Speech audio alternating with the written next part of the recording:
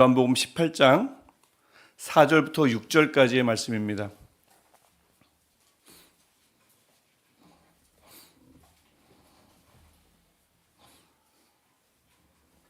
요한복음 18장 4절, 5절, 6절까지의 말씀, 우리 세 절이니까 우리 한 목소리로 함께 읽겠습니다. 예수께서 그 당할 일을 다 아시고 나아가 이르시되 너희가 누구를 찾느냐? 대답하되 나사렛 예수라 하거늘 이르시되 내가 그니라 하시니라. 그를 파는 유다도 그들과 함께 섰더라. 예수께서 그들에게 내가 그니라 하실 때에 그들이 물러가서 땅에 엎드러지는지라. 아멘. 오늘도 예수님께서는 우리에게 분명히 어제 우리가 보았던 말씀에 나오는 것처럼 궁금해하실 것입니다. 물으실 것입니다. 무엇을 구하느냐 물으실 것입니다. 그렇게 물으실 때에 오늘도 우리가 주님, 우리는 무언가를 구하는 것이 아니라 주님을 구합니다. 주님을 원합니다. 이렇게 고백하는 오늘 이 시간 되시기를 축복합니다. 사실 누구든지 예수님이 정말 누구신지를, 예수님이 참으로 누구인지 안다면 배부른 표적을 누구나 넘어서 가장 좋으신 그 예수님, 그분을 찾기 마련이지요. 주님이 함께 하시면 각 개인이든 가정이든 교회, 어떤 공동체, 어떤 단체든 필요한 것들을 그 함께 하시는 주님이 때를 따라 공급해 주시잖아요.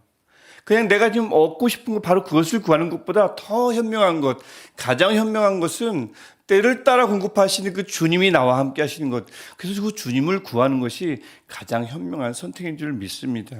근데 어제 6장에 등장했던 이들은 예수님을 그저 그냥 배부른 표적을 베풀 줄 아는 기적을 베푸는 자 정도로만 생각하다 보니까 예수님이 참으로 누구신지를 몰라서 잠깐뿐인 배부른 만족을 구했던 것입니다. 그것을 찾았던 것이죠.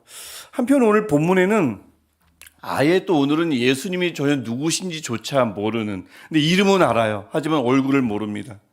그런 이들이 대거 예수님을 잡겠다고 600명 이상 모여서 겟세마네 동산, 마지막 그 기도하는 동산에 찾아온 장면이 오늘 본문에 있습니다. 3절을 보면 군대라고 하는데 여기서 말하는 군대는 적어도 600명 단위로 모여진 군대를 가리킵니다. 그러니까 벌써 600명이 넘고 대제사장들이 있었죠. 바리새인들 있었죠. 그 아랫사람들, 하인들 있었죠.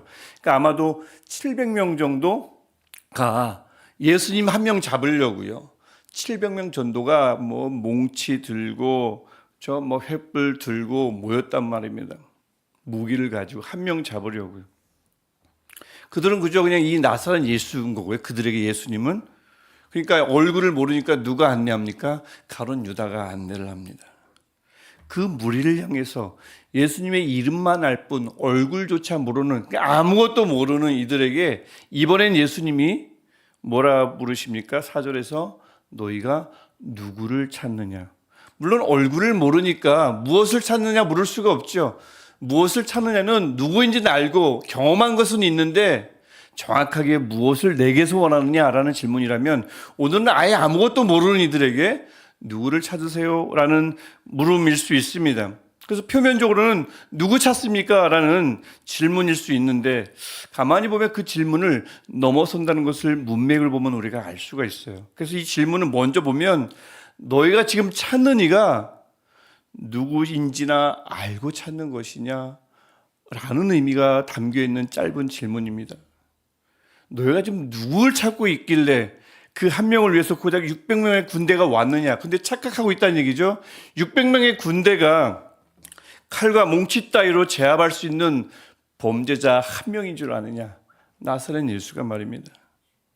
하지만 그들은 그냥 단순하게 이 질문을 모르니까, 그 담겨진 깊은 뜻을 모르니까 우리는 나사렛 예수를 찾는다라고 단순하게 이름을 대기만 합니다.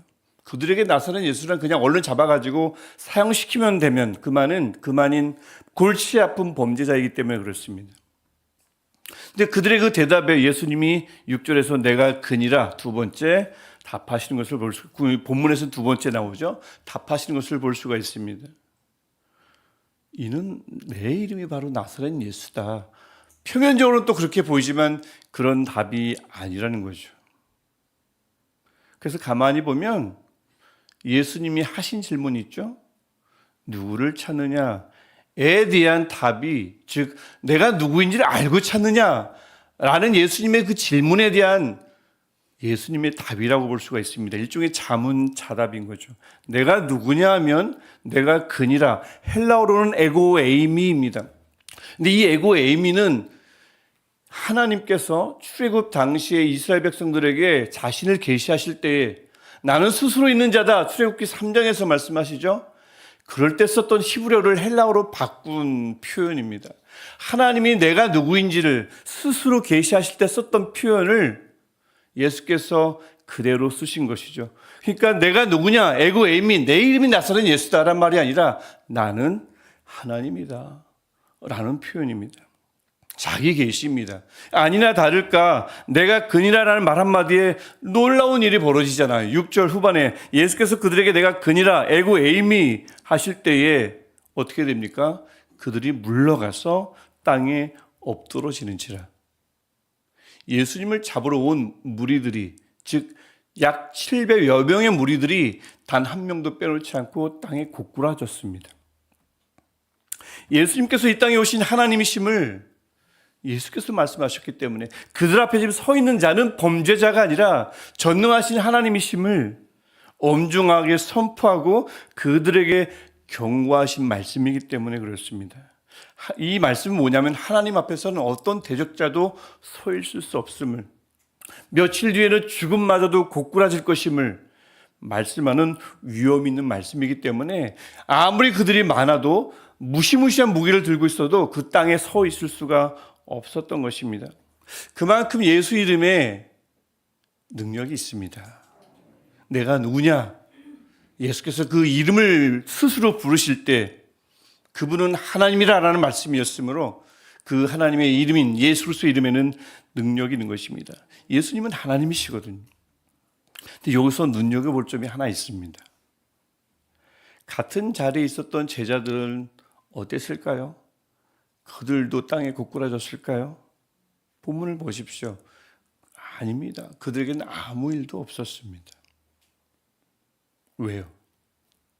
그들은 여전히 못났어도 그들은 여전히 부족하고, 그래서 결국 조금 있으면 예수님을 배신할 자들이지만 그래도 그들은 누구냐면 예수님이 제자로 불러주셨고 몇 장 뒤 앞인 거죠. 15장에서 친구로 불러주신 자들이기 때문에 그렇습니다. 예수님이 끝까지 사랑하시기로 결심한 자들이기 때문에 그렇습니다. 요한복음 10장, 13장에 말씀하시듯이. 그리고 그들은 이미 예수님이 누구신지를 알았습니다. 우리처럼 말이죠. 그들은 이미 하나님의 아들이라고, 예수님이 하나님의 아들이라고 고백한 자들입니다. 우리처럼 말입니다. 그들은 그래서 지금 예수님과 함께하고 있는 자들입니다. 우리처럼 말이죠. 그들은 예수님과 함께하고 있는 자들이므로 예수께서 내가 그니라라고 말씀하실 때 그들은 땅에 엎드러질 필요가 없었습니다. 예수님과 함께하는 자이며 예수님께서 끝까지 사랑하시기로 결정한 자이며 예수님께서 제자로 부르신 자이며 예수님께서 친구로 부르신 친밀한 관계에 있는 자이기 때문에 그들이 잘해서가 아니라 예수님이 그렇게 그들을 불러주셨기 때문에 그들은 넘어질 필요가, 땅에 꼬꾸라질 필요가 없는 하나님의 사람들이었기 때문에 그들은 그렇게 멀쩡했습니다. 오히려 예수님은 8절에서 이 사람들이 가는 것은 용납하라. 그 와중에, 그 붙잡혀가는 와중에 제자들을 보호하십니다. 지켜주십니다. 왜요? 9절 말씀처럼 아버지께서 내게 주신 자 중에서는 하나도 잃지 않으려는, 하나님의 뜻에 부합하려는, 그 뜻을 이루려는 예수님의 마음, 하나님의 마음이 있기 때문입니다. 그럼 그 현장에는 가룟 유다도 있었잖아요. 가룟 유다는 어떻게 됐을까요? 가룟 유다도 멀쩡했을까요? 5절을 보시면 이렇게 표현합니다. 그를 파는 유다도 그들과 함께 섰더라. 같은 현장에 있다고, 바로 앞에 예수님이 계신다고, 그가 옛날에 제자였다고 해도 그는 지금 누구와 함께 서 있냐면 그들과 함께 서 있습니다. 같은 현장에 있다고 예수님과 함께 있는 것이 아닙니다. 가룟 유다는 그 무리들과 함께 서 있었습니다. 그 무리들이 다 고꾸라질 때 당연히 그래서 가룟 유다도 고꾸라졌겠죠. 내게 주신 자 중에 하나도 잃지 않으신다는 그 하나님의 보호하심을 가룟 유다는 입지 못했지 않습니까? 그도 역시 그 땅에 꼬꾸라졌습니다. 하나님이 그 자신을 드러내실 때 그 어느 때보다 분명하게 그 앞에서 말씀으로 내가 하나님이라고 드러내실 때 하나님의 사람들은 아무 일도 없었지만 오히려 그것은 보호받는 장소, 오히려 그것은 지킴을 받는 장소였지만 하나님의 사람들이 아니라면 그들은 그 하나님 앞에 고꾸라질 수밖에 없습니다. 물러날 수밖에 없습니다. 아무런 보호도 받을 수가 없음을 우리에게 알려주는 너무나 깊은 요한복음의 말씀입니다. 여러분, 주님은 오늘도 우리에게 물으십니다. 너희가 찾는 이가 누구인지 알고 찾는 것이냐? 너희가 누구를 찾느냐? 물론 우리는 잘 알고 있는 줄 믿습니다. 또 오늘 또한 우리 함께 고백하기를 원합니다. 예수님은 하나님이십니다. 그분의 이름에 그래서 능력이 있습니다. 그래서 예수 이름 앞에, 그 능력이 있는 예수님의 이름 앞에 어떤 것도 대적할 수 없습니다. 어떤 것도 서 있을 수 없습니다. 지금도 패배했고요, 앞으로도 패배할 것입니다. 이렇게 고백하는 우리 삶 속에 내가 그니라, 나는 하나님이라 라는 말씀이, 이 권능의 말씀이 우리 삶을 늘 지배하기를 주님의 이름으로 축복합니다.